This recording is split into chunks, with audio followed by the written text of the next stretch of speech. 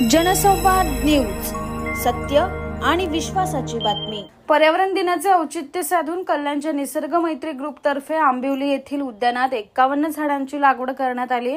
यावेळी लावण्यात आलेली सगळी झाडं ही वड, पिंपळ, कडुलिंब अशी भारतीय प्रजातीची आणि मोठी होणारी असून त्यामुळे भविष्यात कल्याणकरांना सावली आणि ऑक्सिजन मुबलक प्रमाणात मिळेल।